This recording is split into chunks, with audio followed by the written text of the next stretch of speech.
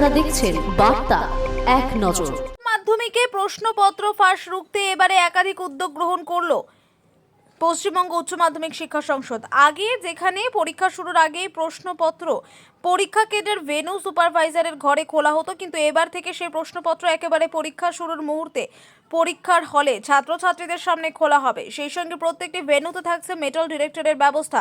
একই সঙ্গে প্রশ্নপত্র ফাঁস রুখতে barcode, serial number, QR code, এবারে অ্যাডমিট পত্রে থাকছে পরীক্ষা ভেন্যুর উল্লেখ সহ একাধিক উন্নত মানের সিকিউরিটি ফিচার যুক্ত করা হয়েছে। মালদায় এসে সাংবাদিকদের এমনটাই জানালেন পশ্চিমবঙ্গ উচ্চ মাধ্যমিক শিক্ষা সংসদের সভাপতি চিরঞ্জীব ভট্টাচার্য। উল্লেখ্য, আজ উচ্চ মাধ্যমিক পরীক্ষা 2025 সুষ্ঠুভাবে সম্পন্ন হওয়ার মালদা টাউন হলে এক প্রস্তুতি সভার আয়োজন করা হয়েছিল। জেলা প্রশাসনের উপদেষ্টা কমিটির সদস্য এবং শিক্ষক শিক্ষিকাদের প্রয়োজনীয় নির্দেশ দেওয়া হয়। এই প্রস্তুতি সভা একটা সতর্কতা থাকে, তো সেই সতর্কতা এবারেও আমরা রাখছি। মাধ্যমিক উচ্চ মাধ্যমিকের মানে এই পার্টিকুলার দুটো পরীক্ষার ব্যাপারে তো আমরা এই জেলা মিটিংগুলো করছি, যে প্রস্তুতি সভা যেটাকে বলা হয়। প্রস্তুতি সভাগুলোর উদ্দেশ্যই হচ্ছে সবাইকে এই ব্যাপারে অ্যাওয়্যার করা, মানে হচ্ছে সচেতন করা, যাতে আমরা পরীক্ষাটা অত্যন্ত সুষ্ঠুভাবে এবং সুচারুভাবে সম্পন্ন করতে পারি। উচ্চ মাধ্যমিক পরীক্ষার ব্যাপারে পার্টিকুলারলি বলি, উচ্চ মাধ্যমিক পরীক্ষা 3 মার্চ শুরু হচ্ছে, 18 মার্চ শেষ হচ্ছে। টোটাল হচ্ছে 11 দিন ধরে পরীক্ষাটা চলবে, মানে এক্সামিনেশন ডেজ হচ্ছে 11টা, কিন্তু চলছে 3 মার্চ শুরু হচ্ছে, 18 মার্চ শেষ হচ্ছে।